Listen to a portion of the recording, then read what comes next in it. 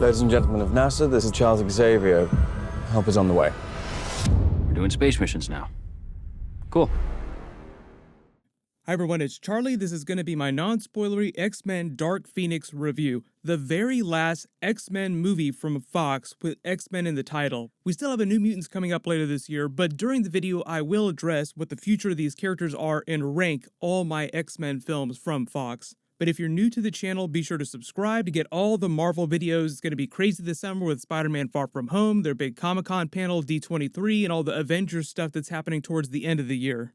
Big question on everyone's mind going into the movie is did they go out on a note like Logan, where you have arguably one of the best films for that particular character? Logan itself is one of the best overall X-Men films in general, not just one of the best Wolverine films. It just wound up being a really amazing story. So did Dark Phoenix pull a Logan, or is it more like X-Men The Last Stand, which is also a Dark Phoenix storyline, or X-Men Apocalypse, arguably two of the worst X-Men films?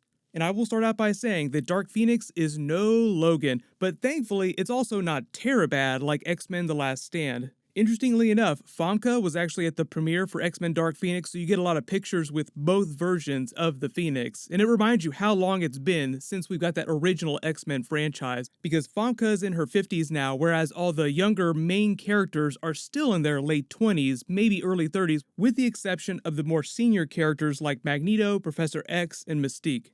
Don't forget the first X-Men film was from back in 2000, so I think a lot of the problems that the franchise has had is that they've tried to remake the same movie with the same group of characters every single time, instead of doing the Marvel Cinematic Universe thing where you try to build franchises for all the different characters separately, then every couple years you team them up in an Avengers movie.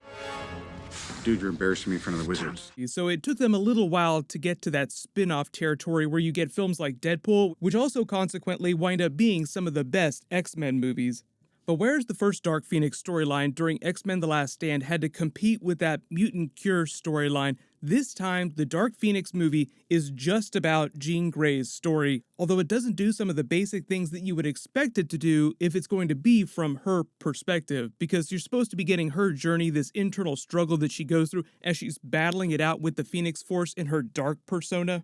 Basic plot synopsis: they go into outer space to save some astronauts, the Phoenix Force enters Jean Grey, and then she spends most of the movie slowly losing a battle to her darker self as the cosmic force within her of the Phoenix starts to dominate her. Then you have a couple different groups on planet Earth battling it out, trying to decide what to do with her before things get out of control. You have Professor X, the X-Men, then you have Magneto from Genosha with a proto version of the Brotherhood of Mutants. Separately, you have a group of aliens through Jessica Chastain's character that want to co-opt the Phoenix Force and use it for dark purposes. So it becomes a little bit of a Captain America Civil War situation with a lot of the Earth-based mutants, the X-Men and Magneto's Brotherhood of Mutants, as well as some of the mutants within Professor X's team. Just like the Avengers during Captain America's Civil War, it's a really messed up family with a lot of drama between them. A lot of things come to light, and Professor X's choices early on in Jean Grey's life wind up fracturing the team. So the big question becomes, do they come back together to try and save their friend, Jean Grey? How do they resolve this situation and also deal with these aliens that are trying to take the Phoenix Force? So imagine X-Men The Last Stand if they didn't have any of that mutant cure stuff going on, and it was just about the Brotherhood of Mutants versus the X-Men for control of Famke's version of Jean Grey. But the thing is that Michael Fassbender's Magneto isn't even that big of a character during the movie. They try to use him as much as possible, and Michael Fassbender is amazing, but in a lot of cases, you'll find that the script just isn't doing anyone any favors, so Magneto doesn't seem like as big a deal as you would think he would be in a movie like this, given how big a star Michael Fassbender is, because previously most of the films have focused on their trinity, the three highest paid actors, Magneto, Professor X, and Mystique, because Jennifer Lawrence became such a big star in the last 10 years. James McAvoy does everything that he can with the script. He's a fantastic actor as well, so I think it's a little bit easier for him to work around any script problems. But Jennifer Lawrence's Mystique almost feels like she's just completely phoning in her performance. You can definitely tell that she really wants out of this franchise, so she's barely in the movie as well, too. And one of the biggest problems the movie has is that early on, one of the biggest emotional twists that the movie has to land trades a lot on her relationship with the Jean Grey character, where the movies haven't really established it that much. You saw her teaching them at the end of X-Men Apocalypse, so it's implied that they spent a lot of time together, but the Dark Phoenix movie doesn't really sell you on that idea, so a lot of the big twists don't really land that hard. And even though Sophie Turner has gotten way better as an actress on Game of Thrones, arguably where most of her best work is being done, regardless of how you feel about the final couple seasons of Game of Thrones. Even if you don't like the way those scripts have gone down, I feel like Sophie Turner has made do with a lot of the material she's been given, even though like the words per minute on Game of Thrones has gone down exponentially, so she really hasn't gotten all that much dialogue the last couple of seasons. Her Dark Phoenix performance winds up being kind of stiff, and they don't really give you that internal point of view perspective that you would expect to get if the movie's being centered on her character. And again, I think the big problem with that is that they tried to fast track this Dark Phoenix storyline, whereby with Logan, you actually had Hugh Jackman's character for almost 20 years before they tried to do the Logan story, the last Logan story, and this is meant to be the last Jean Grey story. Think about Iron Man in the MCU, and the way he went out during Avengers Endgame. How long had we been living with Robert Downey Jr.'s version of Iron Man? 10 plus years. They took 10 plus years in countless movie performances in main starring huge roles developing his character, whereas we barely just met Sophie Turner's Jean Grey during X-Men Apocalypse, and they're all of a sudden trying to do Dark Phoenix right now, like it's meant to be this big culmination of a huge arc that we've been watching for the last 10 years, when really we've only got like 20 or 30 minutes total with her character before this movie starts. So the big question becomes, why do Dark Phoenix? Because it's a big comic book story, and apparently big comic book stories make good movies? Technically, yes, but it'd be like trying to do Avengers Infinity War and Avengers Endgame right after you do the first Iron Man movie. Like, you just can't go there right away to this really epic story that's meant to close down a big X-Men arc. I don't know about the direction, but if you guys didn't know, the person that wrote X-Men The Last Stand is the person that directed X-Men Dark Phoenix. He also wrote a lot of the script, too.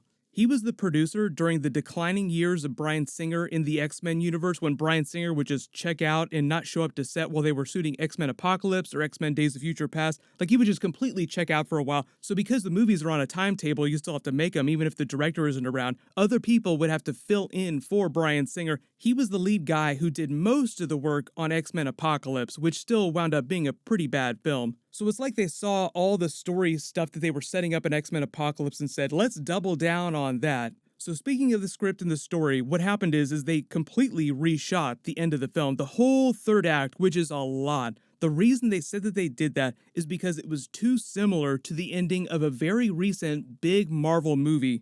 They didn't say which movie it was, but I think what they were talking about is the end of Captain Marvel, because at the end of the Captain Marvel movie, she goes into binary form, she blows up all these ships in outer space, there are aliens coming to try and co-opt her. So X-Men Dark Phoenix is a much more grounded take on the character, whereas originally, I think, call it deleted scenes or whatever, it ended in outer space with Jean Grey going full Phoenix form, blowing up all of Jessica Chastain's spaceships, and just looking almost exactly the same way that Captain Marvel did at the end of her film.